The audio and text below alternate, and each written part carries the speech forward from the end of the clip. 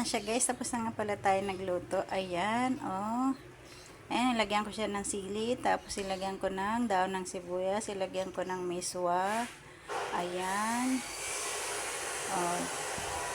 Finish na tayo. Mamaya titikman na natin siya. Oh, diba maraming sabaw. Ang tawag dyan guys ay bachoy na may dugo. Ayan. Hindi po siya dinuguan na. Nilagyan ko lang po siya ng dugo.